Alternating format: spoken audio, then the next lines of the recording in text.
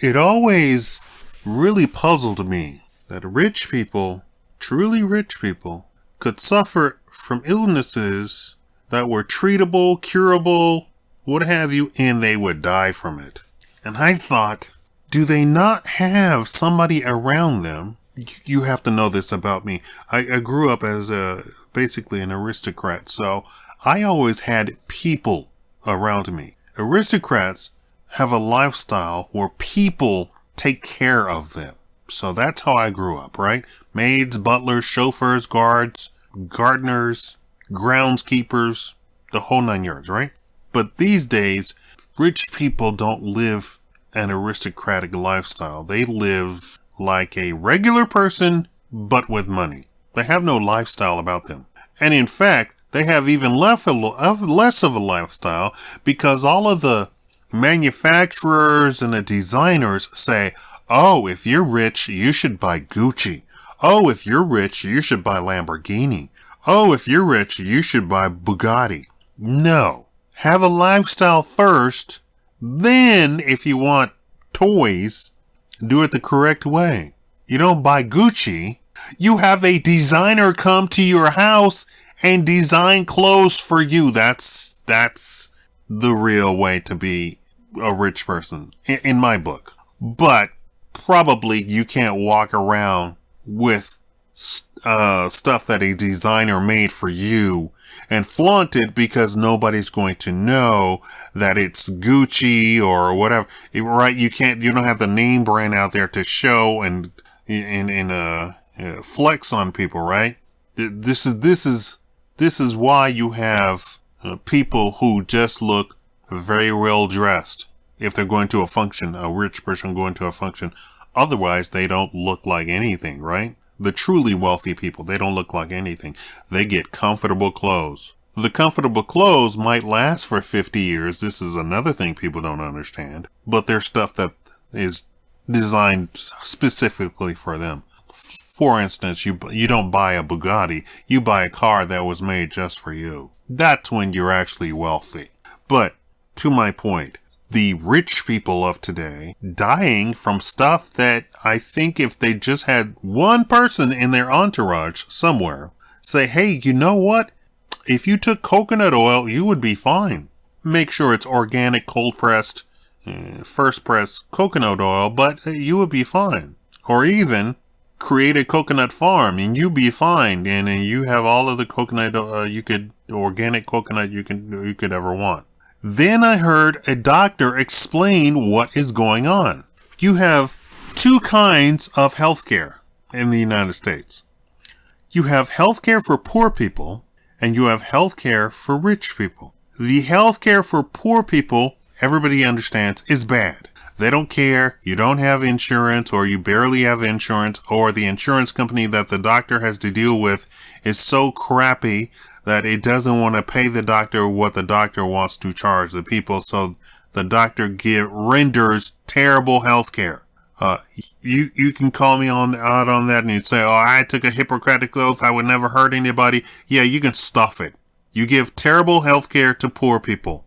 You do it on purpose because you're not incentivized to do any better. Fess up to it and change the system and tell the insurance companies that they need to change their ways. That's who needs to be harassed. Not the doctor too, but the doctor needs to harass the insurance company, you know, right? What does it say? Poop falls downhill, something like that. Then the healthcare for the rich people. He said when the rich person goes into the doctor wants to accommodate the rich person. That's it. So the doctor does all sorts of tests. Unnecessarily so, because his insurance will pay for anything that he wants. So the doctor doesn't actually diagnose anything. The doctor gives the rich person whatever the rich person asks for.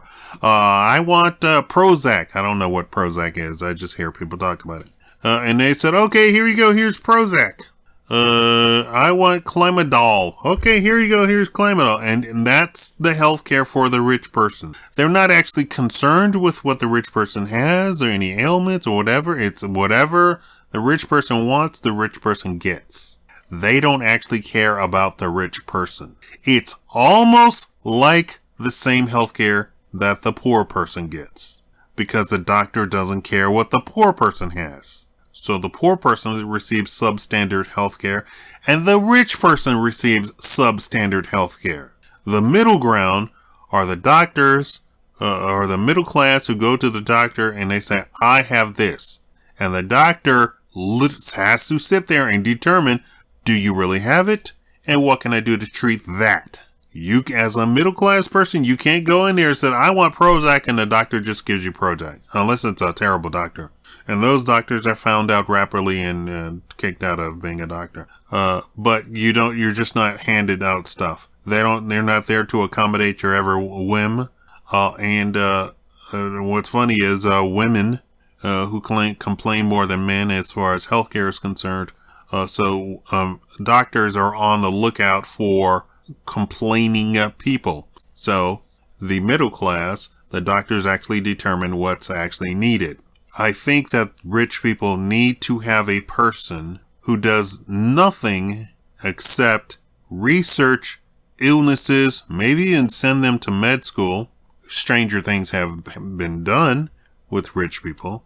They send people to become accountants and work for them. They've sent people to be realtors, real estate brokers, and work for them, specifically for them.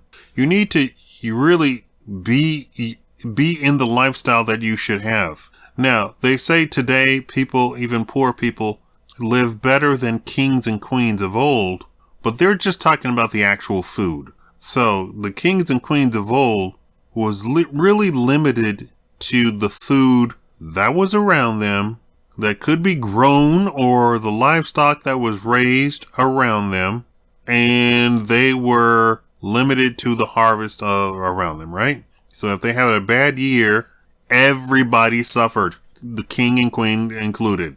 But today, we live in an age where we can import food from all over the world, first of all, and we can have a complete variety of foods and nutrition from every source. So we can have every vitamin and mineral and trace mineral that we could ever want. And that's what kept confusing me. I'm like, why are rich people getting sick when they can have the best stuff? But some people who are rich eat burgers. And I don't mean like a chef-made burger. I mean like burgers from Burger King or McDonald's. Really gross stuff. I want you to be a proponent of your own health. Don't just go on WebMD and look up stuff and say, oh no, I'm going to die of cancer tomorrow because I have the sniffles. No. Treat it like a job. Treat it like when you have to put out resumes to find a job. You go to 100 different places, and probably you'll be more conversant with stuff than your doctor, really. Doctors concentrate on what they concentrate on at the time. They get pharmaceutical reps come into their office and say, here's Prozac. It treats anxiety. I have no idea what Prozac is. I just hear people talk about it. Would you stop making noise? And the pharmaceutical rep tells the doctor what the medication does and tells him to prescribe it, and he'll get a kickback. You can tell this, and they have commercials about pharmaceutical drugs on the TV, which I think should be illegal, because now you're just telling half-truth marketing, and you're marketing the stuff that you want the person to know. You're not marketing stuff to people that you don't want them to know, right? But if you go to 100 different sources, you will probably become more of an expert on that particular subject than your doctor. And that's okay. I want to reiterate, don't just go to WebMD and say, oh, I have cancer because I have the sniffles. No. And that's the big joke, right? When you see those video clips of people joking, it says, oh, I went to the online and online said I'm going to die because I have a cough. No. Look up all of your symptoms and go to 100 different sources, and you will probably become also see what kind of vitamin that you could take that would cure that. Vitamins are going to take much longer than drugs, but they're not going to have the side effects, and a lot of times the vitamins are going to do 50 different things to assist you while it's helping you with that one thing. That's the beauty of vitamins. The vitamins cure a whole host of things. All right, thank you for watching.